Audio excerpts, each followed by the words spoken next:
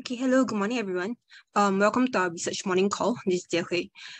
Today we'll be going through Pen United's initiation, followed by updates on CapitaLand and Ascendas. Following which we have Phillip on the ground by Aztec Global. Then after we'll have technical analysis on Hang Seng Index as well as WTI crude oil before ending with Singapore Weekly. So without further ado, I'll be starting off with our initiation on Pen United. Next, please. Okay, so just introducing Pen United. Pen U is the largest provider of ready-mix concrete and cement in Singapore. So for those who don't know, concrete is a product of cement. It's a mixture comprising cement, sand, and aggregates. It's commonly used to build airports, roads, structures, buildings, but with other features, concrete can also be used for marines and ports and many more. It's actually the most commercially attractive construction material in terms of compressive strength and also the most widely used construction material in the world. So back to what Pen U is and does. Pen U is a market leader in Singapore with approximately 40% market share. It produces more than 300 concrete solutions and uses business innovations for optimization and delivery. Next. Okay, so Pen U has two main business lines, namely concrete and cement, as well as trading and shipping. Concrete and cement is their main business. As you can see, concrete and cement actually contributed 95% to FY20's revenue stream. And also, their operations are mainly Singapore-based at 70% of FY19's top line. Next. Okay, now going straight into the three main investment merits. First of all, and also the main story for Pen U is that we are expecting a recovery in the construction demand in Singapore. So if you look at the construction demand table below, this includes projects like Jurong and Cross Island MRT line, as well as deep tunnel sewage. This includes projects like Jurong and Cross Island MRT line and deep tunnel sewage system. All these projects are actually public, residential, and civil engineering projects, which we see to be happening in 2021. This will improve construction demand by 7 to 31%. Further ahead, we should see steady improvement from 2021 onwards, boosted by more public sector projects like the Downtown Line extension as well as the cycling path networks. We are expecting Pen U to benefit from this, given its roughly 40% market share in the past 5 to 6 years. Next. Okay, so next up we see some trade barriers to entry. Apart from having dominant players in the market, silo facilities are limited due to land constraints, and due to environmental reasons, batching plants have also gone up in prices in the recent years. So as you can see from the picture on your right, Pen U has their own cement silos as well as slag producer and RMC batching plants. We like that Pen U has invested in every part of the raw material supply chain, which makes the upstream supply chain more resilient. In terms of imports, apart from slag and aggregates, which Pen U mostly obtains in-house, Pen U imports majority of its raw materials, which is mainly cement, from its strategic partners in Japan, which owns a 51% stake in Raffles Cement. We believe that this alignment of interest actually helps to provide more resilience also to its upstream supply chain. So now moving downstream, if you can look at the picture below, Pen U owns or manages virtually all the components and processes. Oh, sorry. This slide. Okay, so if you can look at the picture, Pen U owns or manages virtually all the components and processes across the concrete value chain, from innovation and production of concrete to delivery to customers. This downstream ecosystem is managed and optimized by their business innovations, which are Air and Go Truck. Next. So yeah, just a brief intro on these two business innovations. Air, a short form for artificial intelligence for ready-mix concrete. This is a concrete management software that can be plugged into concrete companies' existing user operations and optimize them by using AI, data analytics, and sensor technologies. This can be used to replenish raw materials and manage customer orders. It can also be used to deploy capacity at batching plants, as well as facilitate quality control checks and e-billing. Their other innovation is Go Truck, a B2B truck hailing and fleet management platform. This connects construction companies and material suppliers to transporters. So if you can imagine, it's like a Grab for heavy vehicles. It matches the supply and demand for truckers, which helps to minimize vehicle idleness and also help companies like Pen U, help construction companies like Pen U stay asset light. Next. Yeah, so back to the slide earlier, without owning a single truck, Pen U was able to transport raw materials and products through Go Truck. And a bit more color for your info, Go Truck has already gone beyond serving Penu's needs to serving almost 40% of Singapore's tipper truck market for sand and aggregates. The last point on air, with what air can do, air makes Penu's operations more efficient, which results in cost savings and better service standards. This is not in my slides because I'm trying to stick to 3 main points, but there's actually potential for air's commercialization. So in December 2019, South Korea's largest RMC company, Eugene Corporation, actually signed an MOU with Penu to assess assess AIR's platform for the digitalization of its own end-to-end operations. We are looking at a timeline of about 1 year for Eugene to reach a decision on adoption. And Penu is also in talks with other regional players to commercialize air. Next. So the last part on our call, we initiate coverage on Penu with a buy and a target price of 40 cents. This is based on historical 10-year EV/EBITDA of 7.8 times, excluding 2017. Excluding 2012 first, if you can see from the chart below, when EV/EBITDA hit an all-time low of 4.85 times, and 2017 when it was at an all-time high of 15.6 times. We expect EBITDA in FY21 to increase to 38 million, underpinned by a recovery in construction demand. So our 40 cents target price implies a total return of 38.6%, inclusive of a dividend yield of 3%. Yeah, so this is all from me. I'll pass my time on to Ned for CapitaLand. Good morning, everyone. So I'll be talking about CapitaLand's report on the demerger and restructuring and demerger. So just to recap, this is the structure that CapitaLand currently employs, as well as the post-transaction structure. So on the left-hand side is the current structure, where we see CapitaLand in the center here being owned by 51.8% owned by CLA. This is actually Temasek's vehicle that owns CapitaLand. And then the remaining 48.2% held by eligible shareholders, which are actually the minority shareholders. And within CapitaLand, they actually divide their operating segments into 3 broad categories. First of all, development. So development is the arm that is responsible for developing residential as well as strata commercial assets for sale. And then we have, in the middle, we have fund management. So fund management is the vehicle that is actually it holds the CapitaLand's stakes in all the listed REITs as well as the private funds. So within the fund management arm, they have the capabilities to manage these assets, the retail management as well as the commercial management, etc.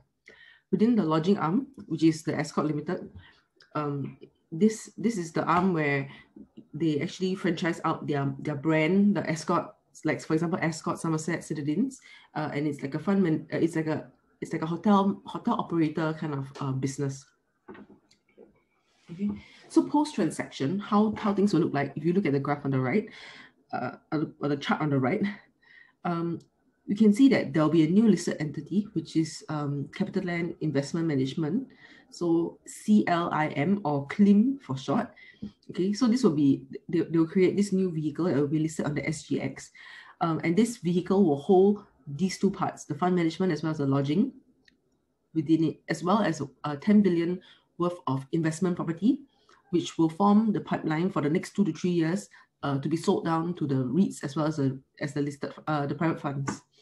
The part that will be privatized is the development arm that will be held privately under CapitaLand, and this is basically the privatized part. Okay.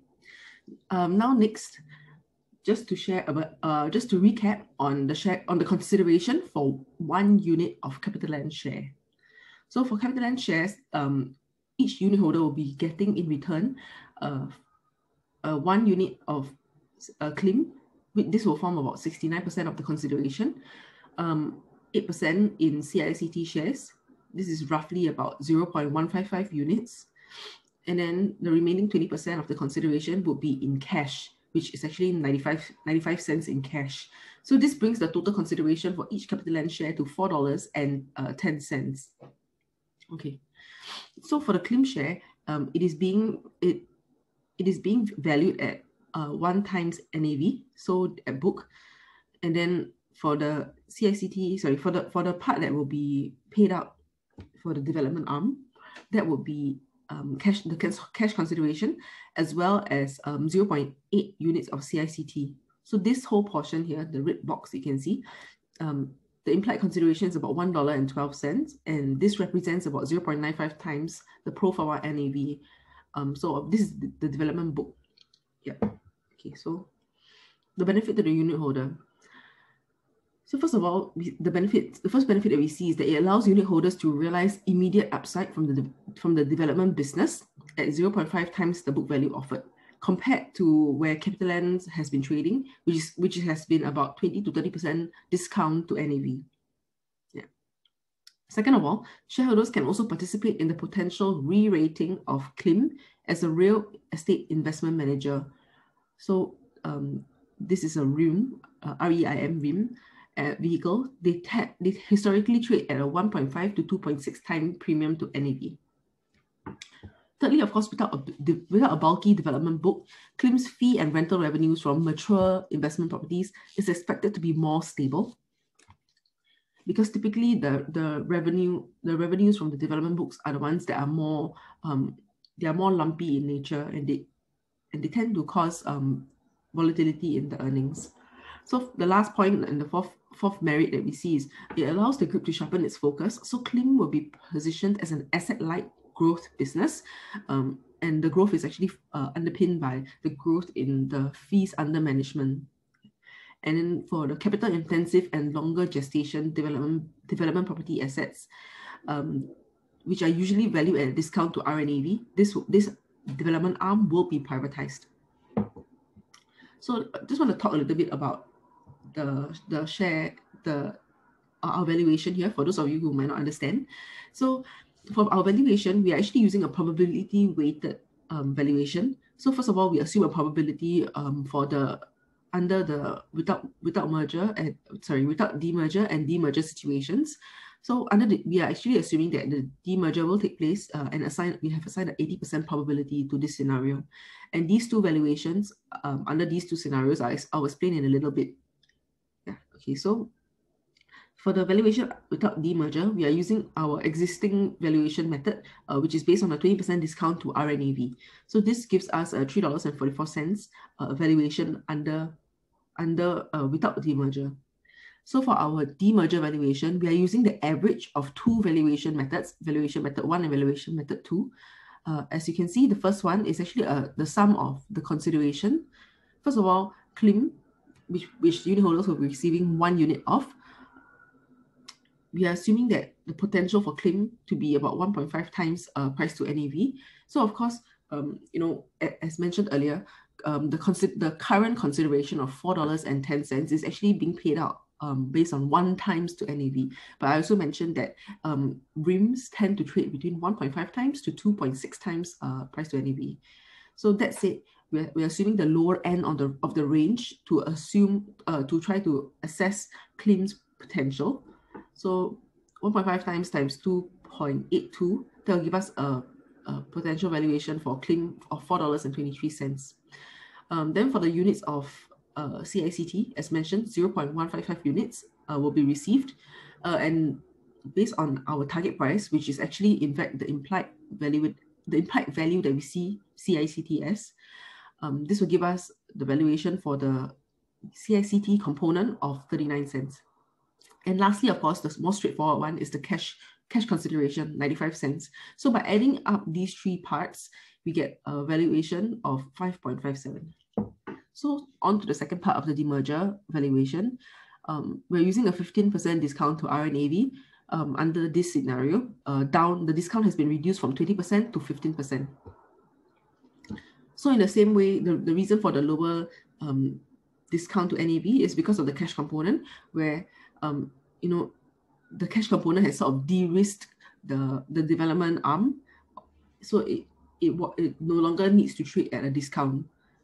But in a sense, like, it has given back some of the value to the development arm. Okay, so under this scenario, using a 15% discount to RNAV, that gives us the second valuation of $4.61. So as mentioned, that gives us a fair value of $3.66. So the demerger valuation, the green one, is actually an average of method 1 and method 2. Yeah. So average of 5.57 and 3.66. So that gives us these two yellow and green boxes here, and the final target price is basically the probability times the valuation under each scenarios. So just to wrap things up, we do see merit in this deal, and we believe that this will be beneficial for unit holders. Okay. So now I'll move on to the next counter, which is Ascendas. So Ascendas announced, I think the week before, the final leg of their acquisition plan. So if you recall, in 2020, Ascendas actually raised 1.2 billion in equity. So it's equity fundraising of 1.2 billion. And this was actually to finance some of the acquisition, partly finance some of the acquisition. So by the end of 2020, they've actually deployed majority of the funds, and it went to two office assets in San Diego, USA, and a bit of it went to this suburban office located in Sydney, Australia. So the remaining portion of it was actually earmarked for a European data center portfolio. So the transaction or the acquisition has finally been completed. So they are actually acquiring a portfolio of 11 European data center assets for $960 million. Okay, so a little bit about this portfolio. It comes with an initial MPI yield of 6% and a WALE of 4.6 years by GRI. Portfolio occupancy relatively high at 97.9%. So 58% of the leases are actually on triple net leases. So triple net leases are something like your master lease. So it requires very little active management of the asset itself. 42% of the leases are on co-location kind of lease structures, which is the one that requires a lot of management. So 93% of the leases have built-in annual rental escalations ranging from 1 to 3%. Actually, more than 50% of the leases have a 3% rental escalation. So in terms of how attractive this acquisition was, or the price of this acquisition, the cap rates ranged 5.6 to 6.5%, and this is within the market's 4 to 7% cap rate. 9 of the assets, or rather 93%, are located in 4 of the flat markets, which are Frankfurt, London, Amsterdam, and Paris. And the significance of these flat markets, basically in Europe, these four locations are the largest demand for co-location assets. So London, Amsterdam, and Paris are ranked first, third, and fourth largest co-location markets in Europe. Yeah. So now moving your attention to the table on the right. These are the assets that are being acquired. 4 of them in UK, 3 of them in Netherlands, 3 in France, and 1 in Switzerland. So the bulk of it, as you can see, actually is from almost 48% is actually in London.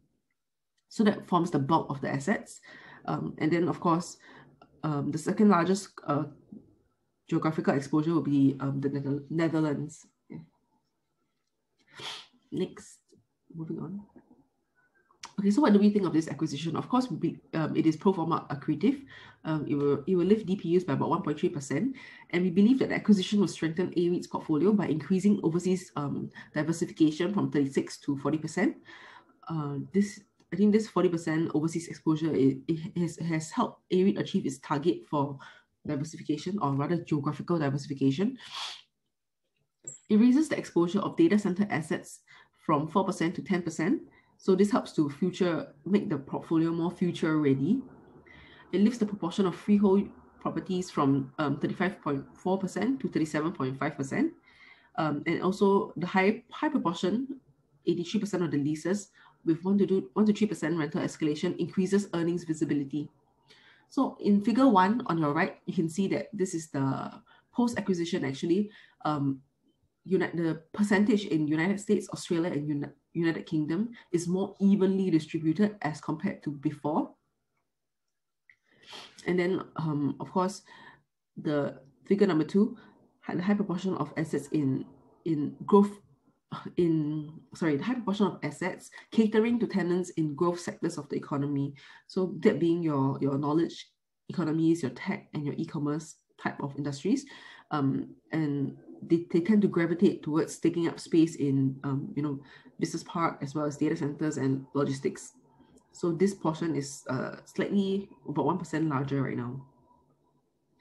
So in terms of valuation, we actually lowered our target price from $3.71 to $3.64. So the reason for this, even though we believe this is a good transaction, is that previously we have already forecasted an assumed acquisition. So the assumed acquisition, we actually over projected.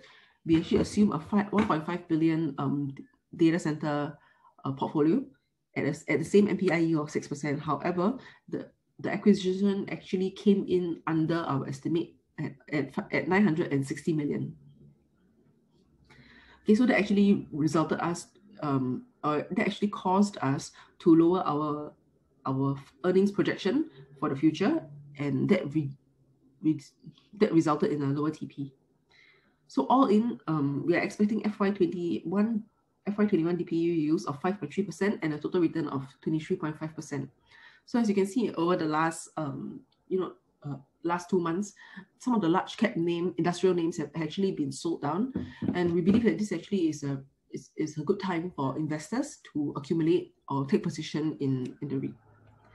So that's all for me. I will now be passing the time on to Vivian for Aztec. Thank you, Natalie. So good morning, everyone. I will be talking about Aztec Global's FY 2020 results, which we attended the briefing for. So next slide, please. Yeah, just a reminder, we do not have coverage on the counter. First of all, a brief recap. Aztec Global is a contract manufacturer of IoT and data communication products and also LED lighting. And they have 3 factories in Dongguan, China and Johor, Malaysia. So the IoT products include wireless security camera, smart lighting switches, as you can see in the bottom right of the screen in the picture, and also related products that you can basically control remotely via Wi-Fi. And for data communication, it includes products like your Wi-Fi routers. So again, the picture on the bottom right of the screen is an example. For LED lighting, they include professional, industrial, billboard lightings, etc. And key geographical markets include North America and Europe.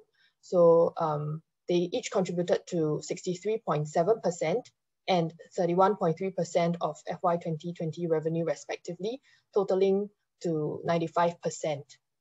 Moving on to the results highlights. Firstly, referring to the table on the left, the revenue in FY 2020 increased 12.9% year on year to 484.3 million Sing dollars. And this was mostly driven by strong growth in the 4th quarter. So as you can see in the second column, it increased to 222 million Sing dollars. And this marks a 116.4% increase. So this was due to higher production volume and shipment of IoT and datacom products to customers after operations in China and Malaysia were disrupted by the pandemic in first Q. So to look at the revenue breakdown in more detail, in the bottom half of the table, below the products, revenue contribution from the IoT and the datacom products segment increased to 211.6 million Sing dollars for 4Q. And this marks a 174% increase. And for the full year, it is a 46.3% increase to $428 million.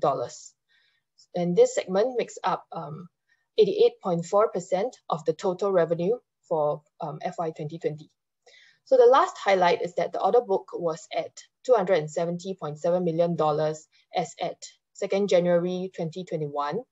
And Aztec has since received additional orders of $228.3 million as at 21st March 2021, which the management also mentioned that it was mostly from their largest customer A. So the total order book now stands at about 499 million Sing dollars. So if you refer to the table after the highlights on the right, here are two scenarios for estimations of FY 2021 PATMI. The first scenario is based on the annualized 4Q20 PATMI figure. If you refer again to the table on the left, under the second column, for PATMI, it was at 25.2 million Sing dollars. So multiply that by 4 and you'll get 100.8 million Sing dollars. The second scenario is based on the current order book. So I mentioned previously that the current order book now stands at 499 million Sing dollars, multiplied by the PATMI margin. If you refer to the fifth column, where the cursor is for FY 2020, it was at 11.5%, and you'll get 57.4 million Sing dollars. So the annualized 4Q20 PATMI could be overstated due to the fact that the December sales were festive sales. And other than that, so for the order book, it could be lower because of the fact that the order book is only until March 2021. And the management has also mentioned that the order book in 3Q and 4Q would be much higher due to cyclicality of the industry. So for Aztec, there could also be initiation reports coming up when the moratorium ends. Moving forward, the group remains focused on expanding their robust portfolio, catering to the growing IoT, datacom, and also LED lighting industries. So that's all for Aztec Global. I'll now be passing the time on to Wei Ren for technical analysis.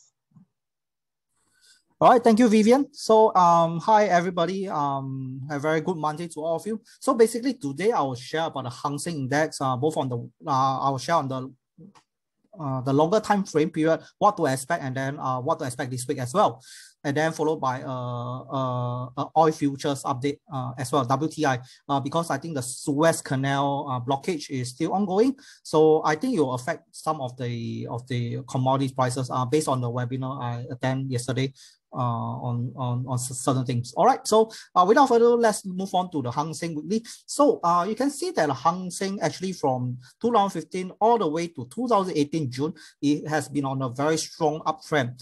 And then as such, right, I noticed that there are three end wave pattern. So it's marked out by the black and the larger blue. So if you match up based on the L wave principality and theory, so I instead of 5 wave, I divided in 3 waves, and then you can see that our 3 wave we make out of make out one larger wave, and then you can see that the corrective wave actually is make out of like 2. So whether it's upside or downside, you can see that actually I mark it out 2, and then the larger one are the one in brown color.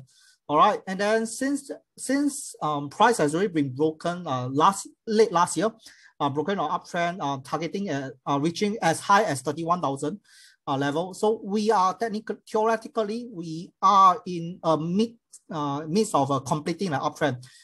Just that to further confirm it, we need to break 34,000. All right, so we believe that that the upside that we've seen right now will be very much limited, which I will show in the daily chart later. No worries. But I think that the upside, after completing the limited upside, we will see a further downside to the support zone highlighted in teal or green color. That's around 27,000 region to 25,815 region level. So upon reaching that, the support zone, we can see a very strong rally up. So the question you may ask is that how long would this rally be? I would say that it will be, I think June we should be seeing that. I'm not very sure. We need more data, but once this rally starts, I think it can potentially move up in the next a year or two. All right. So moving on the daily chart. Okay, so on the daily chart, right, you can see that the Ichimoku and the bullish end wave has already been completed, 4 instead of 3. If you look at that, the head and shoulder has been completed after which I did release a report last week. And then price did break down the neckline, closes below one candle below, and then subsequently it rebounded. So right now, last check during the session where Natalie was talking, I did glance over Hang Seng. There's some of bullish pin bar going on, but I think that the lack of momentum, I think, is going to to be evident that any upside we see maximum, it will be capped at 30,000. All right, unless it breaks 30,000, then we will have added confidence that, hey, the head and shoulder will most likely be a false breakout. All right, so moving on to the oil, very quick one. So oil, right? You can see that we have standard wave 3. I think this is the intermediate phase. All right, and then followed by the A, B, C corrective pattern, which make up of wave 4. However, I think that we have a very crucial whether price will break $65 or not. If it breaks $65, yes, then we will continue that. There will be some more 5 wave up, sub-wave to form wave 5, which is at 161.8%, which is around $74.59. That's the midterm target that we are looking at. However, given the Suez Canal blockage occurrence, I think that price of the crude oil might increase further. All right. So yeah, that's all for me, and I'll pass on my time to Paul to share about the Singapore rate. Thank you. Thanks, Viren. Next slide. Okay. If we first look at the macro situation, the latest data points for Singapore. For industrial production, the numbers was really good. I think. Just to give you some context, in 2020, the industrial production was up about around 8%. But in February, the number was about 16. And also what was stronger was electronics industrial production, which is up a huge 30%. There were some data points on core inflation, but I think so long as within the MAS range, I think we are fine. Sorry, Nick, go back.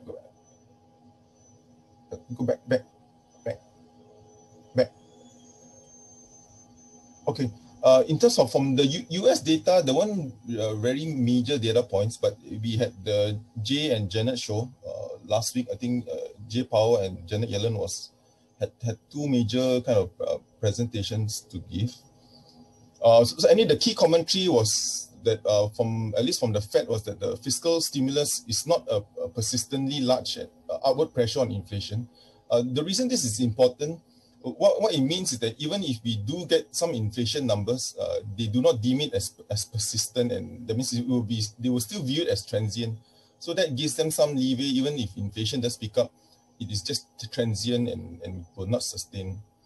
The other news that came up from Yellen was that if they do undergo in the US infrastructure spending, there will be a tax increase. So she even mentioned that corporate tax in the US could go back to 28. So obviously this could be negative for US equities if that happens.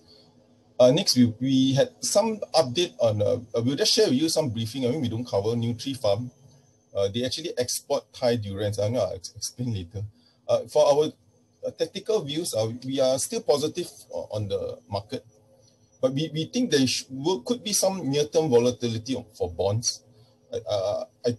The recent weakness in bond yields is also, I think the COVID cases are returning. And so there's a bit of worry now coming back that the rebound may not be as strong. And some key things that you need to watch for is like employment numbers, because so long as unemployment is still far from the Fed's goal of they don't give a specific number, but maybe around 3.5 to 4, then it gives room for Fed to hold back on raising rates until 2024. So there are 2 important meeting, at least macro releases coming up. On the 1st of April, I think URA is coming up with the private home sales. We'll explain why this is important. And of course, on the 2nd of April, on Friday, we will have the employment numbers.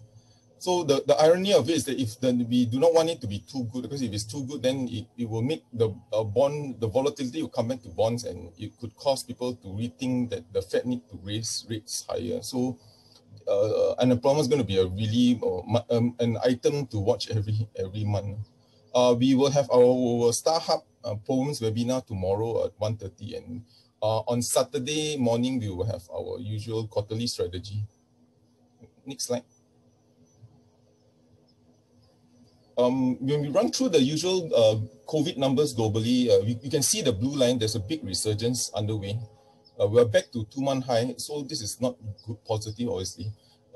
the test case is really UK. I think if UK's vaccination continues to roll out throughout the population, then we have to see the pandemic really tapers down. If not, then you're going to have another risk to monitor. We do see a record numbers in Brazil, Philippines, Poland. I think we can see that. I think you can see from the green bar that the cases in Brazil is now even higher than US, which is yellow. So in conclusion, the shape of this infection is still unclear. I mean, it's hard to preempt and say that it's a bit too early to celebrate in that sense. Next slide. I mean, now that there's vaccination, we just have a quick look. I'm not going to go so ultra detailed in this, but we do monitor the vaccination that's happening globally.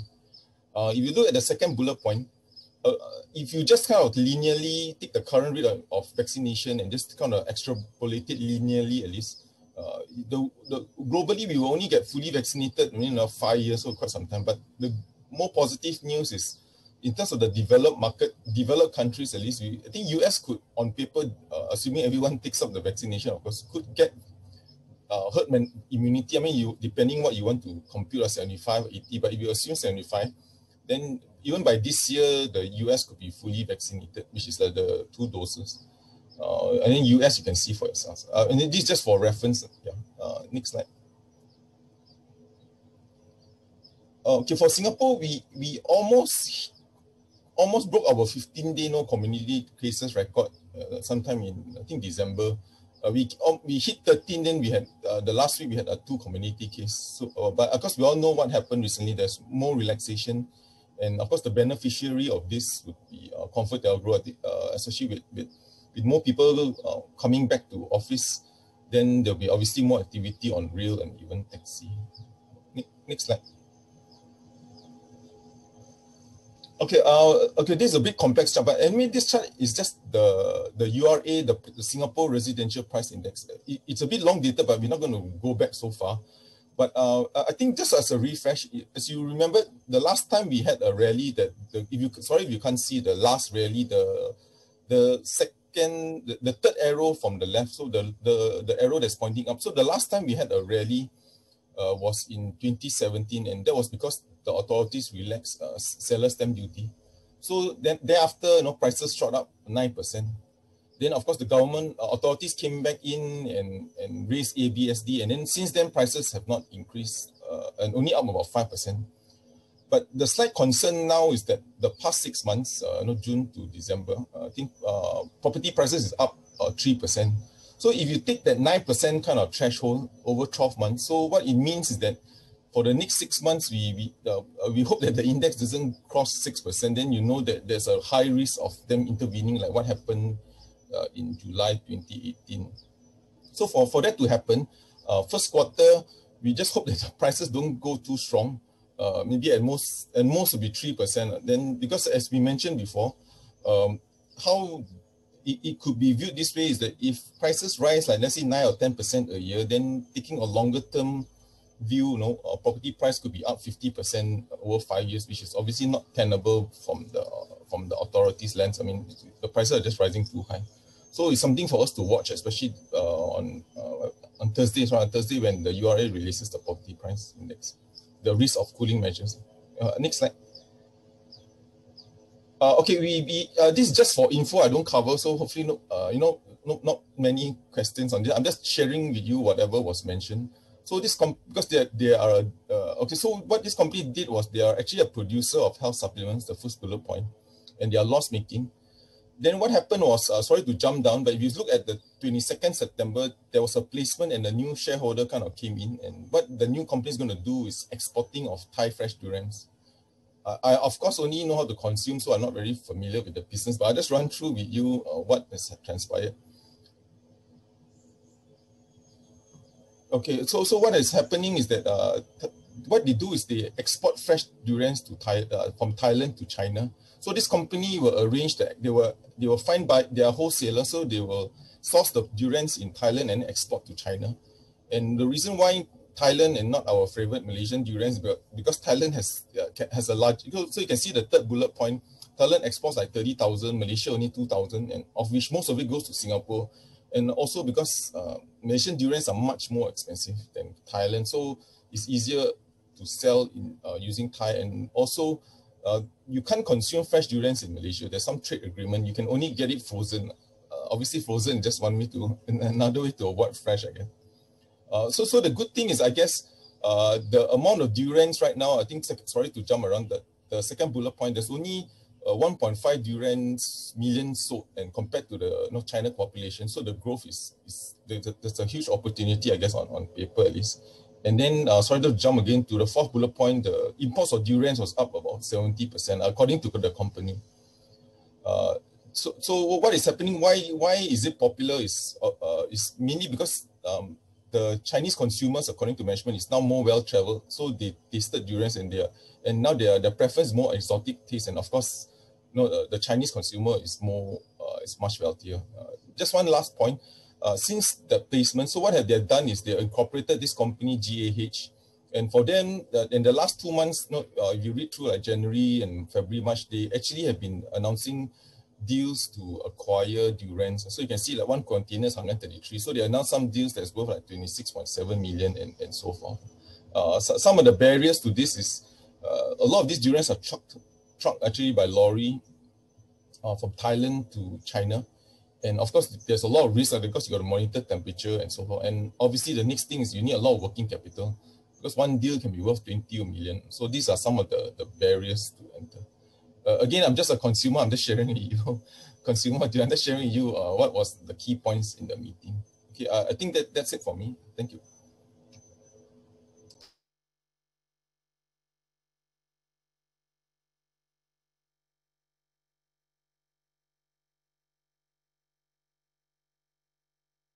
I think a lot, Natalie, you try to answer some, and then Jie Hui before we go to Varen.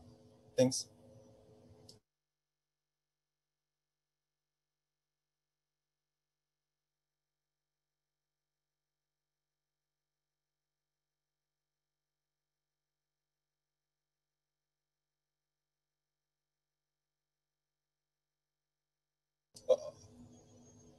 Okay, give me a minute to find some of the questions. Okay, so just now I saw a question on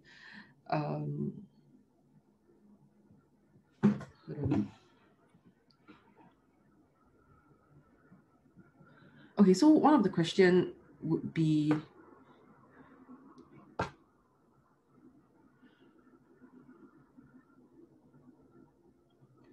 the restructuring of CapitaLand has caused an interest in other small property stocks to go up. Do you think these stocks will continue to move up? Okay, so the other part will be for Wei Ren, TA on Tuan Seng, thanks. So for, I think, yeah, I believe that there are some counters that might, especially the smaller, the property developer counters that are trading at a more steeper, like 40% discount to NAV, kind of, those are like right potential candidates for privatization. So I think it really is selective, of course, and we shouldn't expect this across all, but those counters that they are trading at steeper discounts to NAV, they are potentials for privatization. So that's one of the questions. So I think later on, we run just a reminder, Tuan Seng. Okay, I'll take another question. Okay, would bond holders of CapitaLand remain with the privatized company? This one I have to check again. From what I know, they have, okay, or rather Timothy would like to answer the question. Yeah, okay. I'll answer this question. Yes, bondholders will remain with the privatized CapitaLand company. So maybe let me just describe to you how it will affect bondholders. So firstly, CapitaLand will be 100% owned by Temasek after this deal because CLA is wholly owned by Temasek. So in a sense, there's a plus for bondholders. But with regards to the negatives, as you know, CapitaLand, the privatized version, privatized companies have lower disclosure requirements for their financials. So that will be a credit negative. The second negative is that CapitaLand, the privatized one, will lose the recurring income business from CLIM. So it will be more lumpy, the earnings, because they're just a developer now. And total, they'll lose about 48.2% stake in CLIM. So they'll only own 51.8% of the recurring income business. And so the third implication is that the REITs will also be placed under CLIM rather than CapitaLand. So in the past, REITs was under CapitaLand directly, but now they'll be placed under this new entity CLIM. So the stake that CapitaLand has in these REITs is also lower, firstly. And secondly, is that Themasics linked to these REITs will also sort of decline also, because previously Themasics owned the REITs through CapitaLand. So it's just like a two-step. Themasics owns CapitaLand, then CapitaLand owns the REITs. But now it goes into a three-step process. So Themasics owns CapitaLand, CapitaLand owns CLIM, and then CLIM owns the REITs. So this may also have a negative permutations on the credit profile of these of the overall of the REITs also. So for this, the whole credit picture for CapitaLand bondholders, it's more of a, I would say, neutral to negative for CapitaLand bondholders. Yeah, Natalie, you have anything? Okay, thanks, Tim. I'll move on to the other CapitaLand questions. So for if CapitaLand's proposed restructuring will go through, does this also mean that the newly listed vehicle CLIM may not be included in the STI index?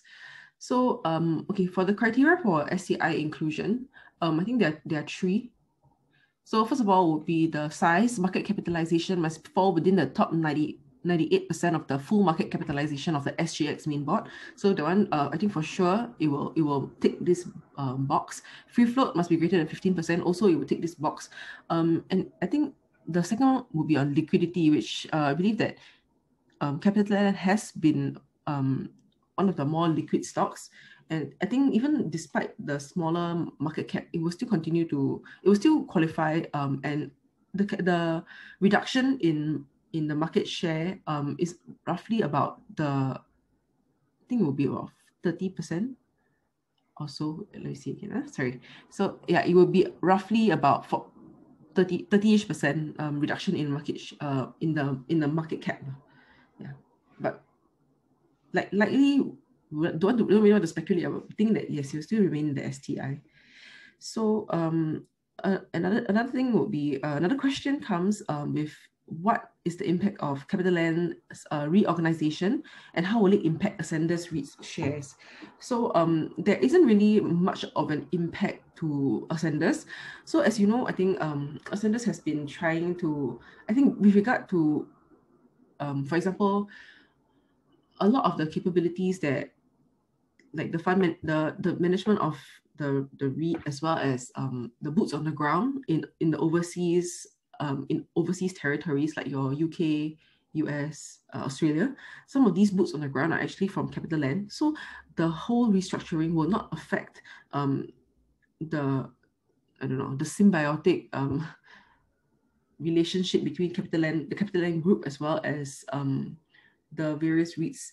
So I think the idea is that they will still remain an efficient and well-blended company, although they have been sort of separated in a sense. Yeah. Hi, for the reorganization of CapitaLand, where does the CICT shares to be issued to existing shareholders come from? Okay, so for the CICT shares, right? If you recall, I said 0.155 units will be issued to existing unit holders for one CapitaLand share. So this 0.155 units in total of the current existing CICT float is about 6% of the float right now. And then also this 6% actually comes out from CapitaLand's current shareholding of CICT. That means there will be no new issue of CICT shares. There's not going to be any more dilution, but just that there will just be more shares that are now no longer held by the company, but now held by the minority shareholders, or rather public investors, the you and I, for example. Yeah, and then so this 6% number is calibrated by the management. The management believes that additional 6% of CICT shares being released, or rather no longer closely held, will not really impact the trading of CICT that much. But that said, we do believe that there might be some trading pressure for CICT, as some of the unit holders who received CICT units may not want to hold on to them. So that might result in some selling off in CICT. Yeah, okay, that's it for me. I think I can let Jie Hui share some of her questions first. Take some of the questions first. Okay, thanks, Nat. Maybe I'll just read out the question. Hi, can you explain what PPE stands for in your report? And you mentioned that Hong Leong Asia's Island Concrete is PenU's closest competitor in Singapore. So if there is going to be a boom in construction demand that will benefit PenU, will you be likely that it will benefit HLA also, and to what extent? Some indicators like PE, PB of HLA makes me feel that it's a better buy. Or maybe I'm missing out on something. Okay, so PPE stands for Plant, Property and Equipment, and yes, as pointed out, Hong Leong Asia's Island Concrete is the closest competitor in Singapore in our view. So maybe I can just substantiate this further. The reason why we mentioned HLA is the closest competitors is on two fronts. So first of all, there are not many listed RMC players in Singapore, only PenU and HLA. Secondly, from what we know in terms of market share, Island Concrete comes in second to PenU, but it's not that much as PenU. It's likely in the range of 15 to 25%. And the thing is, the building material segment, which mainly comprise Island Concrete, only contributes 12% to HLA's top line. The bulk of their revenue stream still comes from diesel engines, which contribute 87% to their revenue stream. So you can imagine if you're buying HLA, you're actually buying more of diesel than building materials.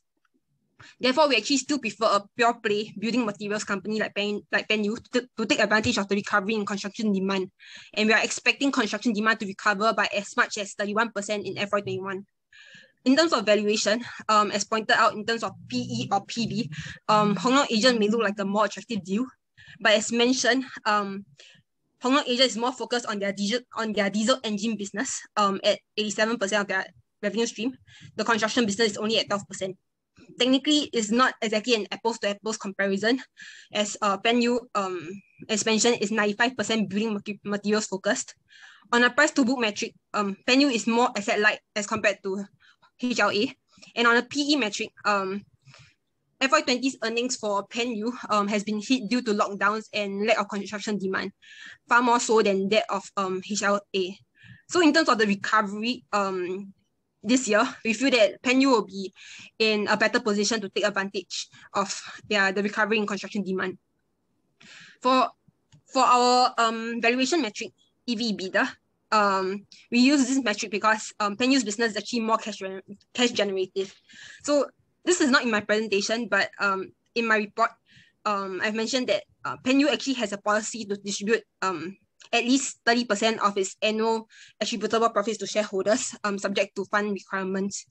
But that said, over the past 5 years, it actually has been distributing 45% to more than 5 times its EPS. Yeah, so this is quite similar to how, as in our EV/EBITDA metric is actually quite similar to how cement companies are valued on an EV per tinker basis. We believe that this is not demanding, as in we believe that it's not demanding to actually value PenU on a 7.8 times EV/EBITDA when on a 10-year average is actually trading at a 8.26 times EV/EBITDA. So at current with our target price of 40 cents, this is actually still providing close to 39% upside based on current price. Yeah, so this is all from me. I'll hand my time over to my next colleague. Hi everybody. Thanks Jie Hui and Natalie. I think that's quite a question for me, so I'll try my best to answer now.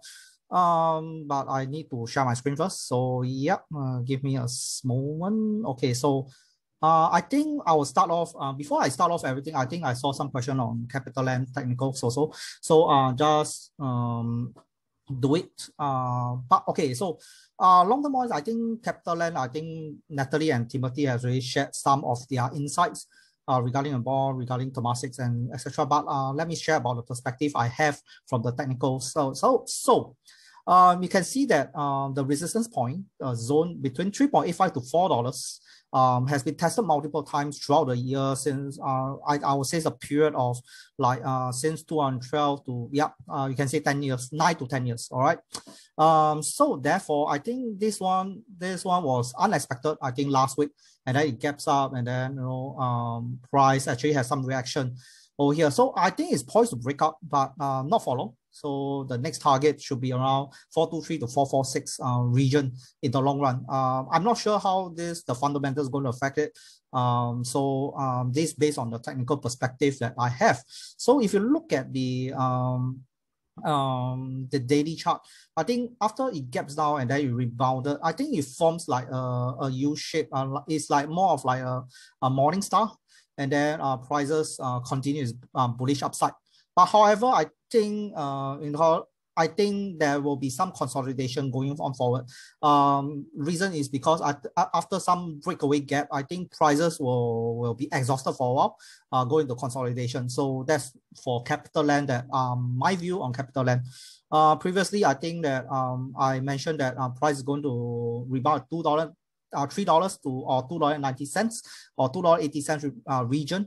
Unfortunately, it's not going to happen. And then price rebounded earlier, and then kill off my upside. And then it actually breaks gap above the resistance at 3.45 to 3.40, which I mentioned earlier on last time.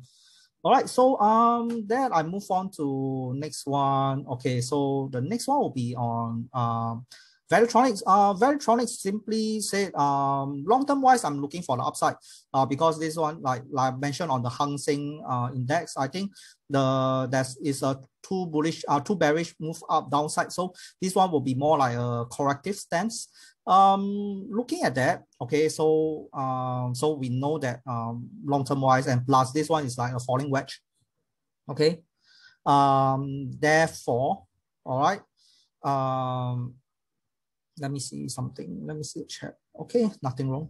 Okay, so therefore, I think that price is going to break on the upside furthermore. All right, so but if you look at the daily chart, I think the falling wedge here is very evident. Here there's like a grave zone doji, followed by this morning there's a rebound. But we have to see whether 0.610 whether will it be broken on the upside more. All right, this is the challenge. So if you're looking for like the what do you call it, entry price, I would say is that this is pretty decent breakout point that you can see for entry. Otherwise, I think you can look out for 0.54 to 0.55 for re-entry in the long term. All right, if this one fails, okay. But given on what I feel on the chart, I think this one highly is not going to break. I think it's going to do further downside consolidation before rebound. Okay, so this is what I have. So the next one is on Ascendas Maple Tree Industrial and Maple Tree Logistics. So look at Ascendas Street, right? I think it is forming like on the larger time frame. Okay, is forming a falling wedge. Okay, so it's indicative of like a further upside, but price rebounded I think 2 weeks ago, and then price correction after touching upon the resistance sloping line of the upper bound of the wedge, some short fall before rebound. So the question now is whether will it go upward. I think it will go furthermore for the upside. But I think immediate we will need to see $3.09 be broken, followed by 3.18. All right. So if this is like being rejected, we can see further downside, 3-wave corrective downside to 2.93, and then before a rebound to the next to clear and then to complete the falling wedge. Okay. All right, so next one is Mapletree Industrial. Mapletree Industrial broke off the descending triangle at that time when we mentioned about that time reshoot report. He has since goes all the way up and then short fall, and then is attempting to return back to the upside. So immediate target, I'll be looking at 2.87. With a 0.618 retracement level of this descending triangle.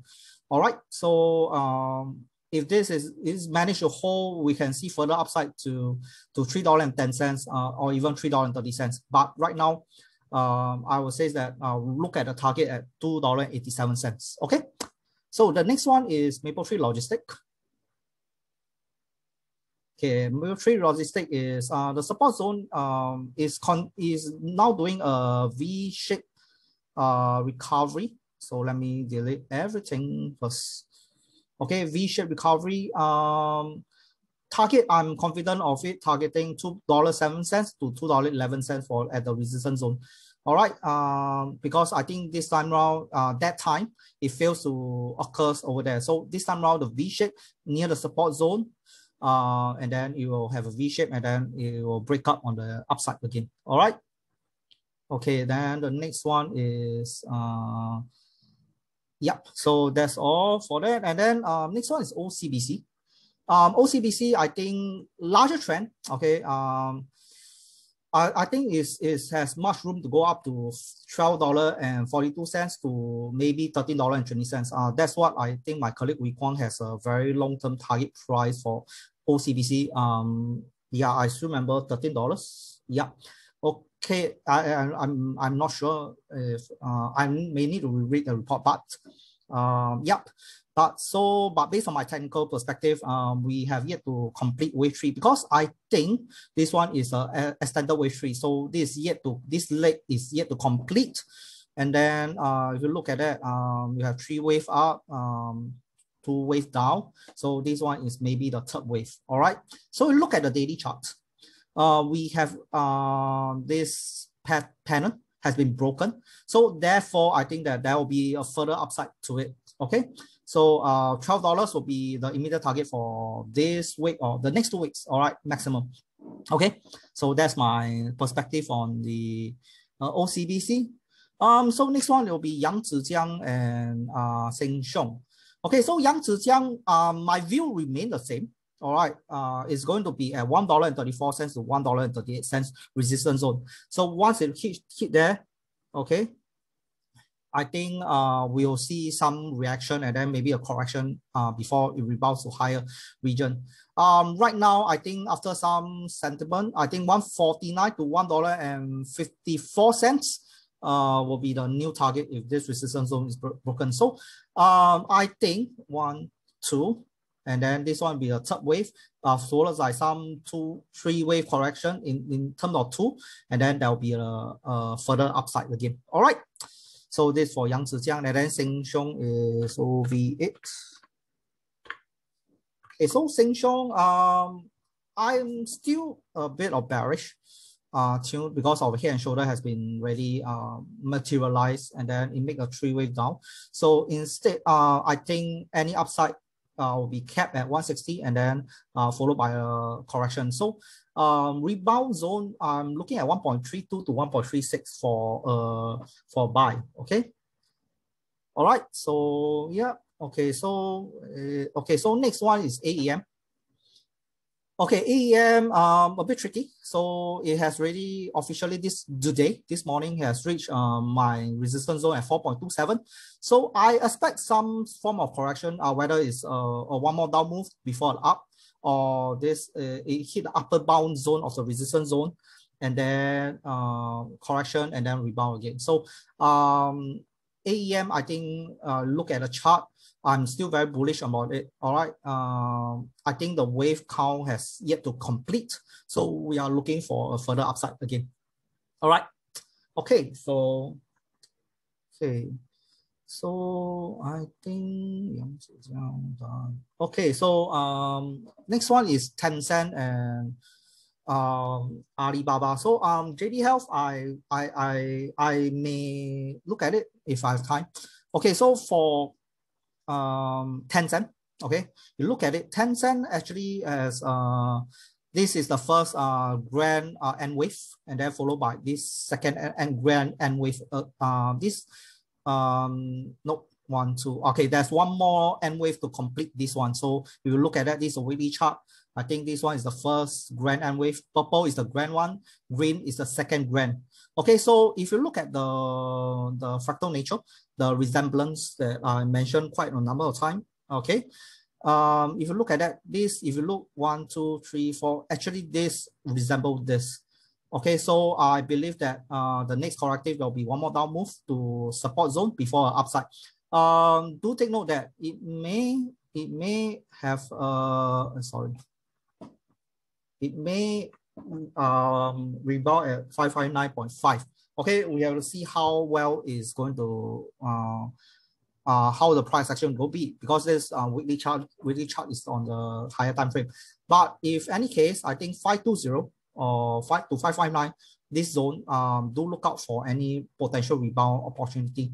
Okay, because I think subwave, I think we have 1, 2, 3, 4, 1, 2, 1, 2, 3. Okay, so this is like in threes. So I think one more 3 wave up, and then 3 more 3 wave down, subwave to complete it. All right. Okay, so Alibaba. Okay, so Alibaba is further downside. I expect some further downside. Be below $200 Hong Kong dollars. Okay, reason is because I think look at that, the end wave, and then the falling wedge, I think is in 2. So we have one more bigger 2 to complete it before breakout of the falling wedge. All right. So 6618. Okay, JD Health. JD Health, I think WXABC. Okay, so let me look at the larger chart. I think larger chart, let me delete everything. Downtrend. Okay, so we will be looking for, I don't know if we can break below, goes to $90. So further data will be needed. So unfortunately, I can't comment much on JD Health. All right. There's a question on iFast as well. Okay. And then I'll do Seng before I pass on my time to colleague. So for iFast, although I'm still holding like 499 to 530 for a buy. However, I think that price, after it broke off the falling wedge, I think there's a rectangle formation over here. So price is currently has broken immediate upside, intraday upside at $6. If we break 6.25, then we can see that the resumption of the upside. All right, that's for iFast. And lastly, Seng on the weekly chart, you can see that the downtrend since 2018 has been broken. So we are in the new phase of the uptrend. But you look at the daily chart, expect some fall upside, limited upside to 40 cents before a correction back to a support at 0.345 before a rebound. All right. Okay, so that's for now. All right, before I pass my time to my colleagues. All right, thank you.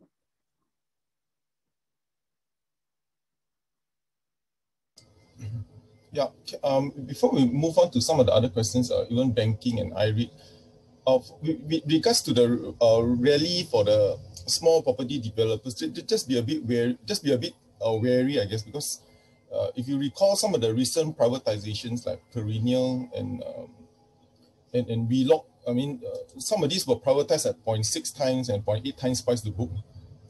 So, and you know, this deal is maybe a bit different, this CapitaLand deal, because there's Temasek involved, and they're looking at the upside on the other side, which is the upside from the new entity. So whatever rally in property developers it may be just temporary in view of the current conditions. There's another question we have is just on our third quarter strategy. Will the webinar on 3rd April be recorded for those who could not attend? If affirmative, where to retrieve? There's two things that, yeah, it will be recorded, and we actually store it in YouTube. And also in our webinar, Weiren will also present his highest conviction, I guess, technical pick. I think early this year he did was AEM, right, Weiren, at I think 350, I can't remember, I'm just remembering from 350. So I think Weiren will also share his preferred technical pick for Singapore stocks at least.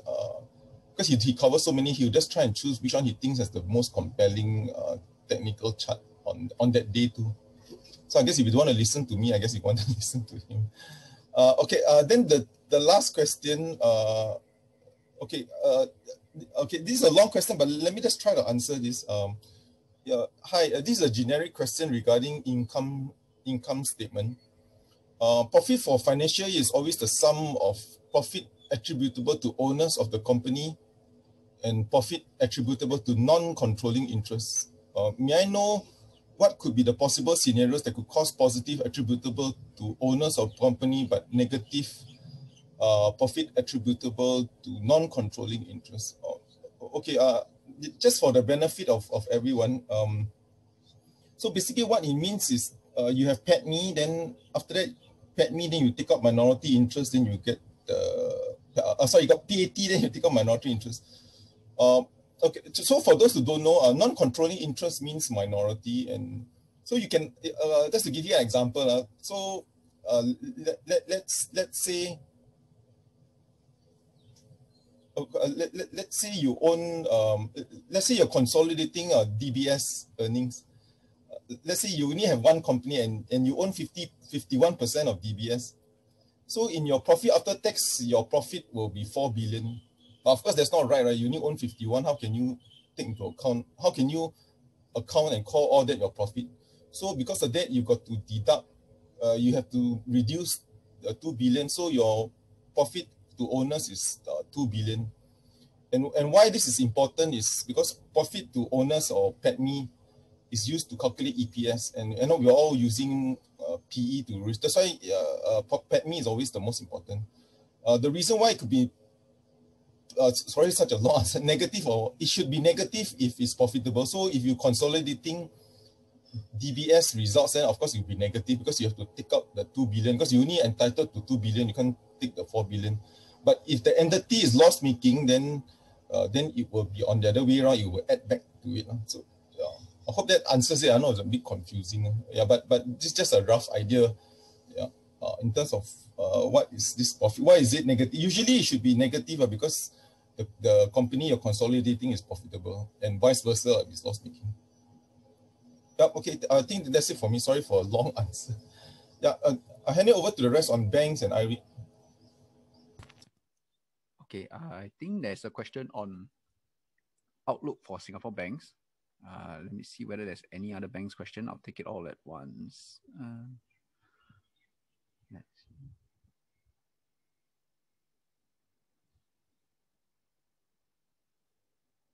Okay, I think yep, just one. One on the outlook of the banks. Of course, the banks itself, some of the greatest investment merits about investing into banks in the near term is definitely that for this year themselves, they are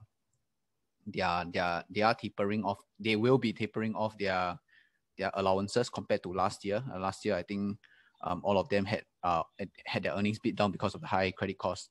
But of course, this year, when you take a look, if it's gonna most likely the banks will normalize their credit costs. So compared to last year itself, last year the amount of allowances was almost like twice the amount that they actually catered for during the oil crisis in 2016, 2017.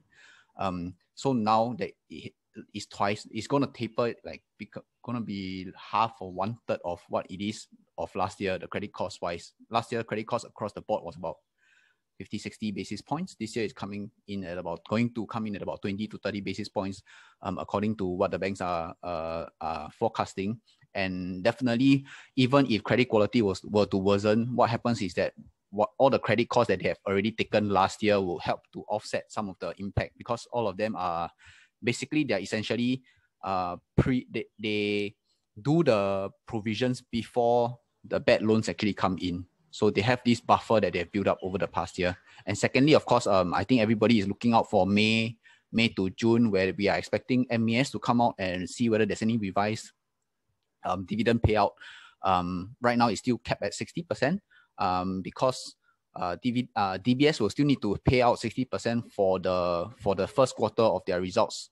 What happens is the MAS don't need to come out and give a new guidance until at least after the first quarter results. So we are expecting it to come in at about May to June when they actually revise it.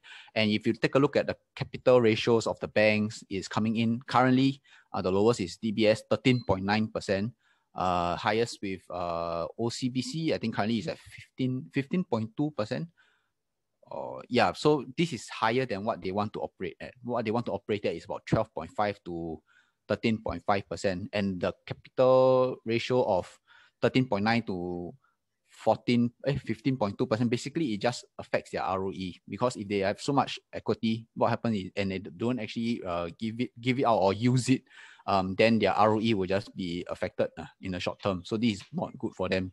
So what we are expecting is they will definitely be raising their dividends as soon as they can. And whether it is 80% or 100%, we need to see what MAS comes up with. But definitely there is this increase in dividends that we are re-rating catalyst for the banks itself. So definitely it's still a good thing. And right now, all the macroeconomic indicators does seem to suggest that the banks will stand to benefit. Better loans growth, and even the interest rates, although now it's still low. But yeah, even then, that short-term interest rates have started to tick up a little bit. And that's it for the banks, yeah. Yeah, and just to correct me, but just to add on, we think the banks can still run. How much more? I mean, depends on the Beacon's target. But the reason why is, as Beacon mentioned, you're going to get a lot of positive news. I think the provisioning that the banks did was like a head fake. They basically made a mistake. I think they kind of over-provided.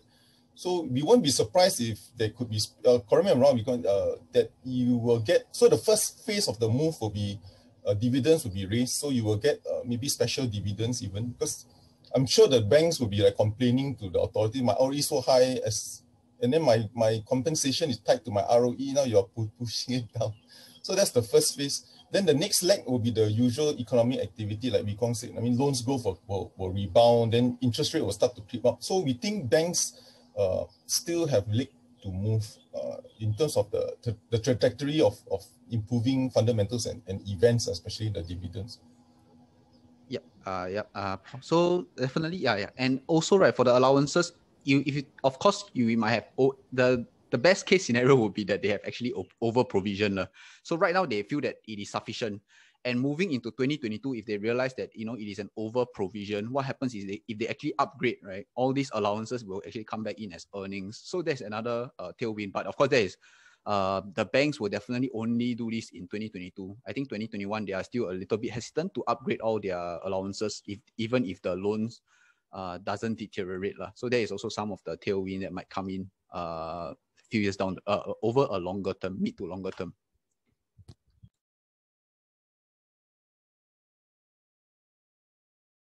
Somebody asked which of the three banks you prefer, because since you are at it. Okay, for the one of the three banks currently, I think we prefer OCBC generally for some of the structural things that they have. First of all is that the fact that over the past few years, whenever OCBC actually gave out their scrip dividend, it is always at a discount to the market price. So what happens is the take-up rate for all these scrip dividend is actually very high. And so they need to keep issuing new shares, which kind of dilutes the shares, shareholdings of investors. And right now they actually remove this discount to their scrip dividend. So they are not likely to issue any more shares than they were the past few years. So this will help to so generally the market cap, if it increases at the same rate, then the ROE should improve faster. And of course, they will also stand to benefit. I think insurance-wise and wealth management-wise, they have a bigger franchise, a bigger stake in insurance as well. So along with the business itself, the recovery in business sentiments, OCBC should stand to benefit a little bit more.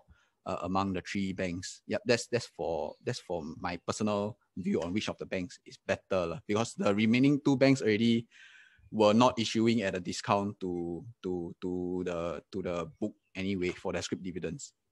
Yep. And they also have an excess capital, so a special dividend from them might be more possible.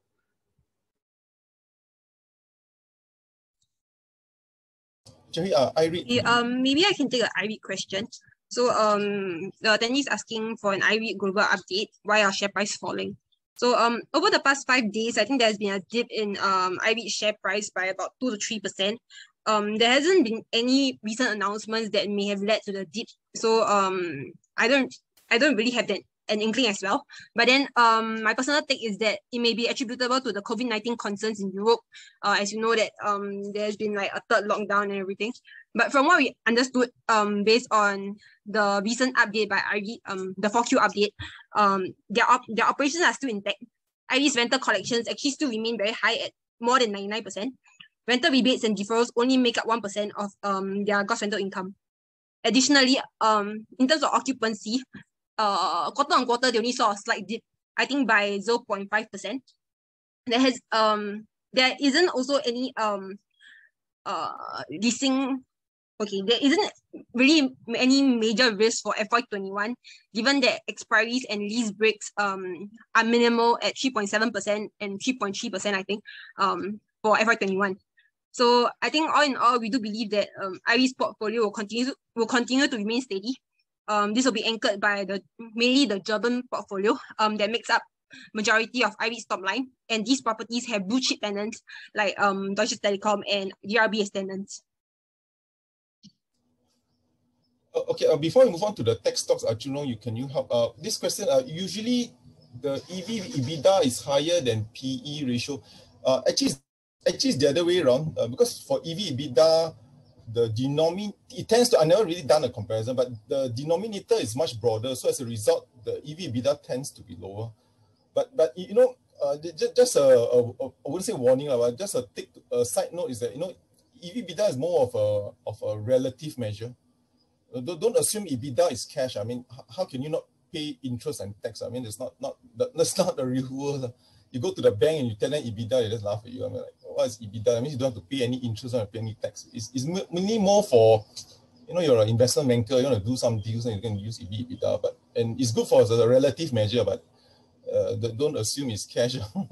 Yeah. Okay, but it tends to be lower because the denominator, the EBITDA tends to be larger, right? Because there's no depreciation.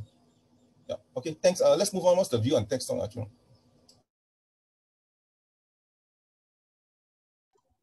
Okay, hi. So probably I will take the next question on what's the view on tech stocks. I think currently, if we are looking at tech, personally, I believe that it's not, we shouldn't totally ignore the tech, but in terms of tech stocks, I do still see some of the headwinds ahead. Of course, if you are talking about the rising yield, I believe that there is still room for the yield to rise. If you are talking about, you know, some of the inflation figures that will be coming out over the next few months.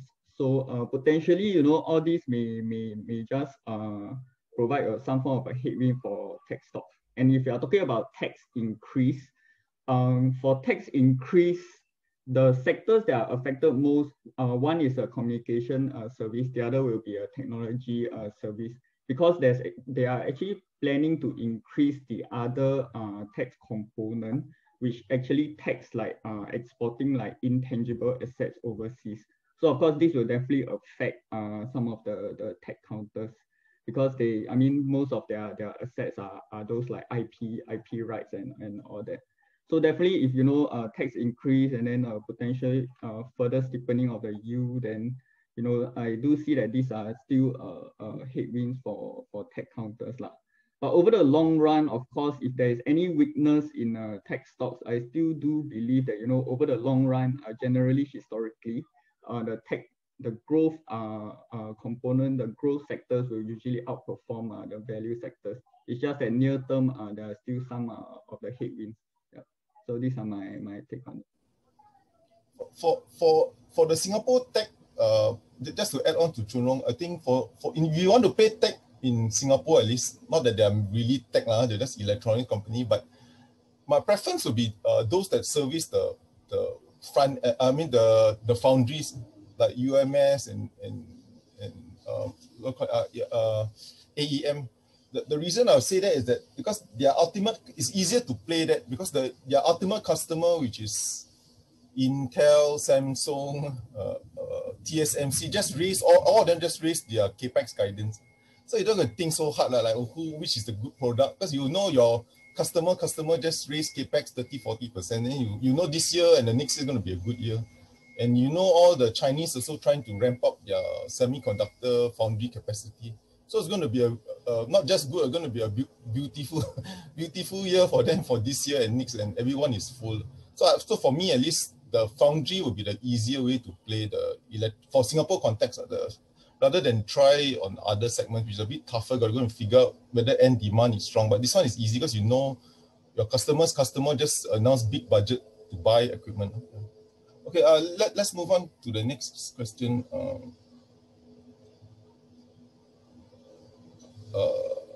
The rest is China. Ping An we don't cover, so I'm not sure you can answer it. I think we covered most already, right? So I think we can end it.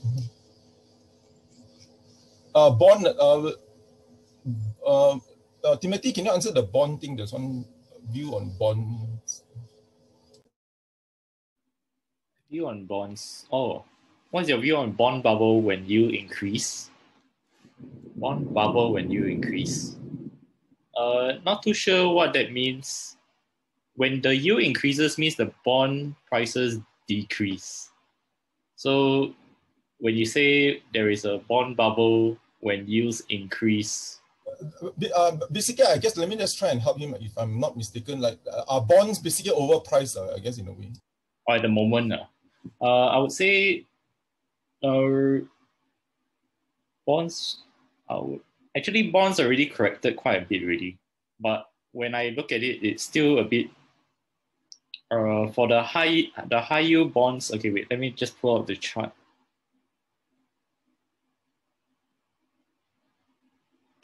Okay, for high yield bonds, it's pretty expensive for high yield bonds because based on the 10-year historical valuations, they are around -1 standard deviation, which is on the expensive end, to put it in simple terms.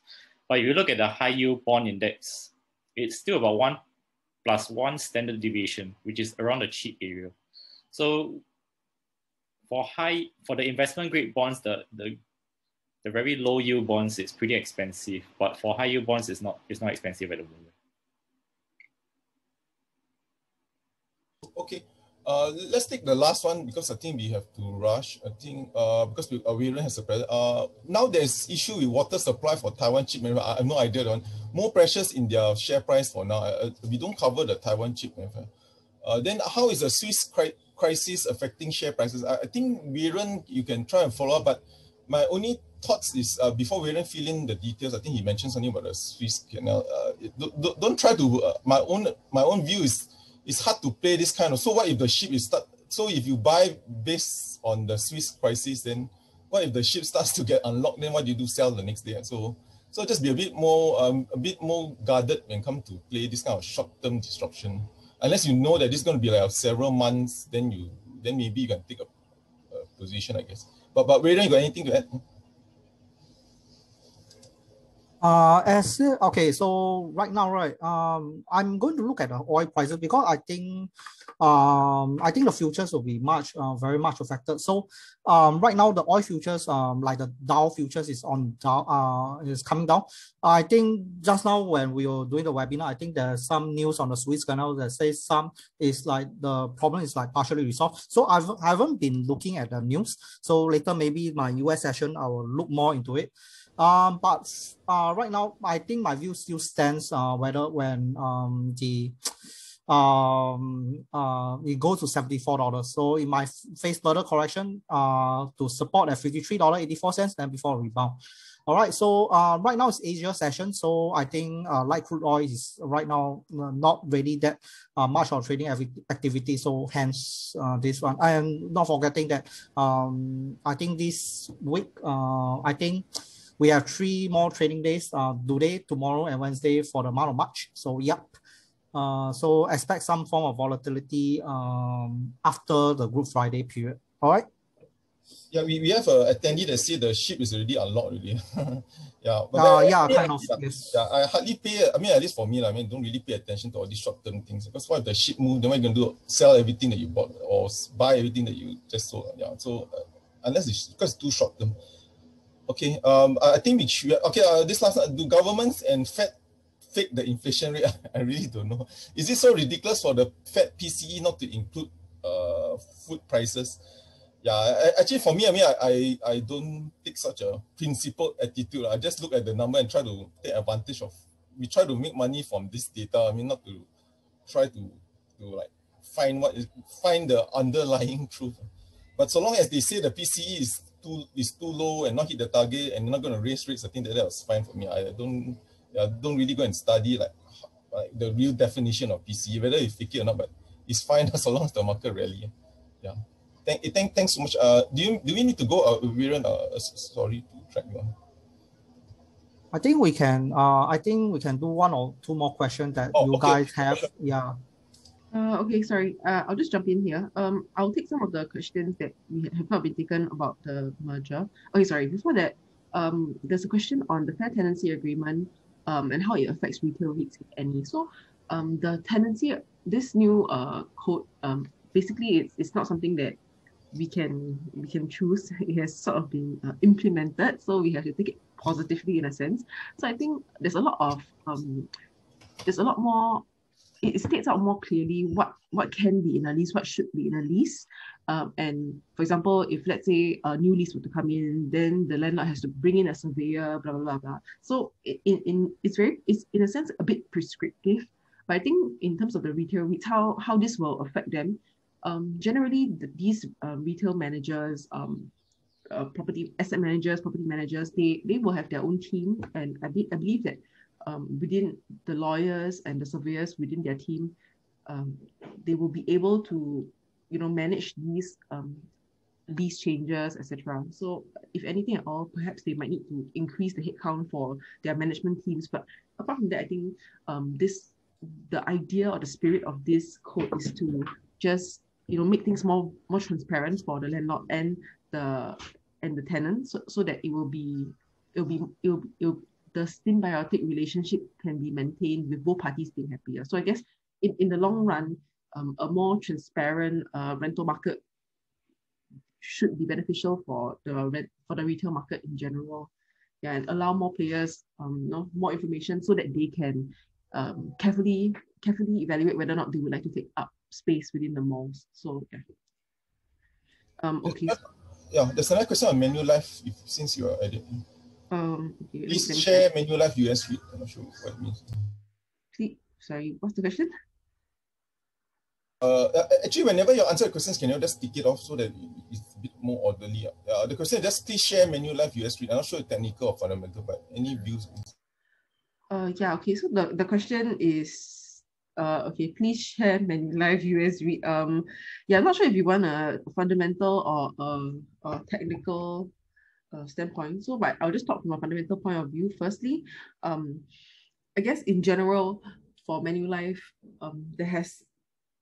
the data coming out from the US is that there has been a lot of subleasing. Subleasing is on the rise, etc. But from what we see, the cities that Manulife has assets in, versus those key gateway cities like your San Francisco, the vacancy rate in the must cities are way lower, at averaging about 11%, versus those in the gateway cities, which are the more popular tech cities. Those are averaging around 30%. So first of all, the subleasing within Manulife cities are lower in comparison to the market, and additionally, the subleasing within Manulife's portfolio itself, the assets itself, is lower. So I think the portfolio subleasing rate right now is about 3%. There is a potential that additional 1.5% of tenants may want to also sublease, so that will bring the subleasing to about 4.8%. However, I think that is still very muted compared to elsewhere in the US. Yeah, and not to mention, Manulife has Class A and trophy buildings. So in times where there is rental weakness, the tenants actually exhibit a flight to quality, whereby they wouldn't mind, taking up a better location or better lease in grade A or trophy asset, especially when the rents are sort of perceived to be cheaper than historical. Yeah, so that's it. Actually, Manulife's occupancy is still relatively high, about 95%. Yeah, and the collections for FY20, after they have recovered some collections, is about 99%. So I think in general, this counter has sort of been, I think, has been impacted negatively by the news that is coming out from the market. Yeah, the macro for Manulife US REIT looks a bit better than like maybe a year ago, because right now, you can see that employment is improving. Employment is improving. And then number one, and number two, you can see that the COVID cases are coming down. And then number three, the currency tends to be a bit stronger, at least climbing back up against the Sing dollar. So the macro for Manulife compared to a year ago looks better when they were in the middle of the pandemic. Yeah. Okay. Sorry, with regard to all the questions regarding CapitaLand's REITs, like your Ascendas, your CICT, etc., all the REITs that are under CapitaLand, how would they be affected? Actually, they will not significantly be affected by this demerger. Yeah. And then there's one more question about when can existing CapitaLand shareholders sell CICT shares 4Q this year? So I guess that is when you receive when first of all the scheme is approved. And then after that, you get paid out, you get paid in the units, then only you can sell it. Yeah, I don't believe that there's any lock-in period. So the scheme, the timeline of things, basically the scheme document, more information will be released in the third quarter. Before the EGM in the fourth quarter. Yeah, so it's still quite a long way out. We still need more information from the company. But, okay, I think that's all for me. Okay, I think we got to Timothy, can you take the last one? The bond thing again. There's a follow-up on the bond by the attendee. Yeah, thanks. Last one, then we can go. Thanks everyone. Yeah, sure. My question is bond yields rise. Yields rise, bond price falls. So investors are selling bonds. Where the bonds money goes? It's hard to say. Typically, when bonds sell off, then there's an inverse correlation to stocks. So, but then the rally, I guess you can say that stocks are still rallying. But unfortunately, I think I'm not so sure also where the money is going. Maybe to inflation hedges. Yeah, the latest fund flow data, because fund flow data, unless you compile it yourself, I'm not sure how much to trust it. But the fund flow data shows that quite a bit of the cash quite a bit of money went to cash instead. Not much into equities actually. Some went to cash. But again, like what Timothy says, it's hard to track this. But unless we can track it our own selves, I mean, based on third-party kind of reports, we saw some of the people are just hoarding the cash instead of doing anything with it. There's some data points, but again, these things are quite fleeting sometimes. Yeah. So even if the money goes to equity, what does it tell you? I mean, should you buy or sell? So sometimes making use of this flow data also is a bit questionable. So if they're selling bonds, that means I don't buy, or if they're selling bonds, that means I should buy. So sometimes flow data can be a bit, unless you know what's the flow data for the future. Otherwise, it's quite fleeting. I mean, the flow data can move in and out. So that's why we don't really use flow data that much when we do our presentation, because it can be counterintuitive instead. Okay, I think we got to go if that's not all. So thanks everyone. And for those who do have the time, feel free to log into our Saturday 9 a.m. presentation. And thanks for all your questions. I think there are one or two we couldn't answer, but sorry for that, and we will try to answer. There's one on SPH. So SPH is having a briefing on tomorrow. So we will try to give you the usual what they mentioned in the meeting, and then hopefully that can help you better. Yeah. So thanks everyone, and hope to see you next week. Thank you, everybody.